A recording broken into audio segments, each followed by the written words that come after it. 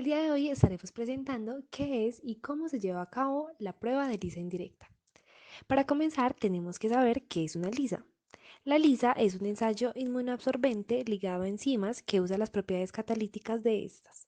Es decir, utiliza la capacidad que poseen de acelerar procesos metabólicos para detectar y cuantificar reacciones inmunológicas como antígenos y anticuerpos adheridos a una superficie sólida, especialmente en análisis clínicos. Los protocolos para realizar una ELISA tradicional siguen los mismos pasos de forma general. Primero, recubrimiento con el antígeno o anticuerpo. Segundo, bloqueo. Tercero, detección. Y por último, la lectura final. Es importante resaltar que el paso de la detección se da por la adición de un sustrato con la capacidad de generar un color. Comúnmente se usa HRP, que da un color azul, y AP, que da una tonalidad amarilla. Entre cada uno de los pasos anteriormente mencionados se da un lavado del plato o superficie usando un buffer como es PVS y un detergente no iónico para remover materiales no unidos al plato. Ahora bien, ¿qué es una lisa indirecta? Este tipo de lisa añade otro paso a la lisa tradicional. Es un proceso de unión de dos pasos, el cual consiste en el uso de un anticuerpo primario y un anticuerpo secundario marcado que reconoce al primario.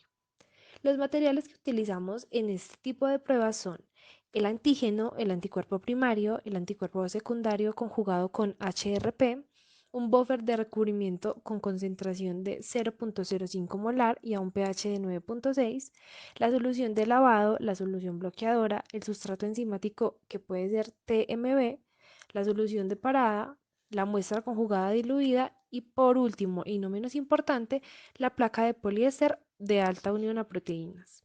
Para llevar a cabo el paso a paso, vamos a hacer un ejemplo gráfico utilizando los antígenos del virus de la hepatitis B. Como paso inicial tenemos la sensibilización de la placa, que consiste en la aplicación de la misma con los antígenos deseados ajustados a una concentración adecuada. Por lo tanto, se rellenan los pozos con los antígenos preparados y se incuban en condiciones adecuadas. Una vez finalizada la incubación, la mayor parte de los antígenos que aún no se han unido a las placas se eliminarán con el sobrenadante. Posteriormente, se deberán hacer 3 lavados con un tampón adecuado que eliminará los antígenos que aún puedan quedar libres. En el bloqueo de los pozos se permite eliminar todos aquellos espacios donde aún no se ha fijado el antígeno, evitando así que en las siguientes acciones se unan a la placa de forma inespecífica otras moléculas no deseadas que podrían interferir con los resultados. Como sustancia bloqueante se utiliza la proteína que no reaccione con el antígeno ni con el resto de reactivos utilizados en el ensayo. Habitualmente, esa proteína puede ser BSA. Se añade esa proteína a todos los pozos y se hace una posterior incubación en el tiempo que sea necesario para que estos mismos huecos o espacios se vayan rellenando. A continuación, se fijan con la proteína SAP y se retira el sobrenadante con la proteína fijadora.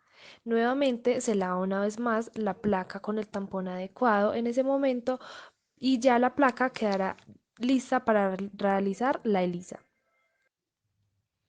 Para determinar la presencia de anticuerpos frente al virus de la hepatitis B en cuerpos humanos, se deben conseguir muestras de sangre de los pacientes a estudiar. En este caso, la persona de la izquierda sería una persona que sufrió la enfermedad y ha respondido al virus o una persona vacunada que ha respondido positivamente a la vacuna.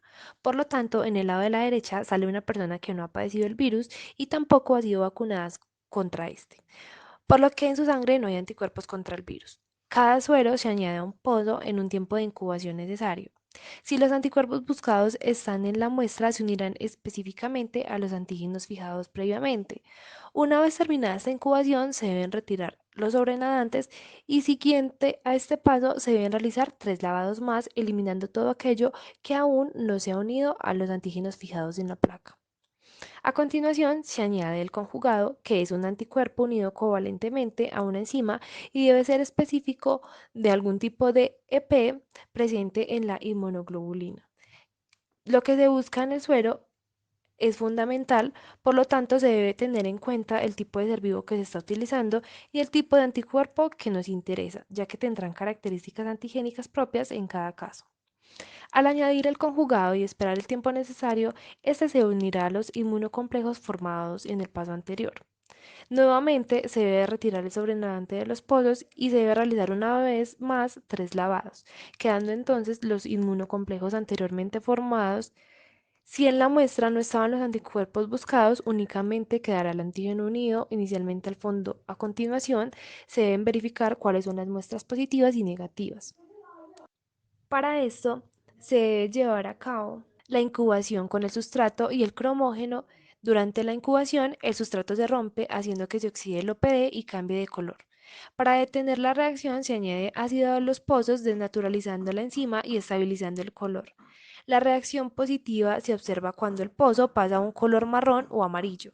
Es necesario hacer esto por duplicado para evitar errores. Además, siempre se deben incluir controles positivos que sean muestras con anticuerpos frente al antígeno del virus de la hepatitis B y controles negativos sin los anticuerpos correspondientes. Algunas diferencias que se presentan entre la lisa directa e indirecta es que el último tiene una mayor sensibilidad, es decir, puede usarse más de un anticuerpo secundario que de una un anticuerpo primario. Es más económico y más flexible, ya que el rango de anticuerpos primarios que pueden ser usados es más amplio.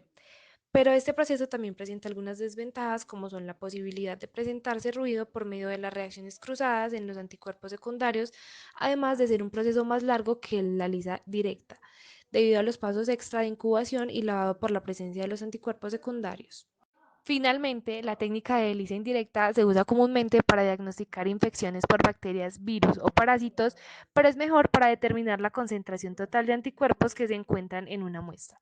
Muchas gracias por ver nuestro video y los esperamos para más información.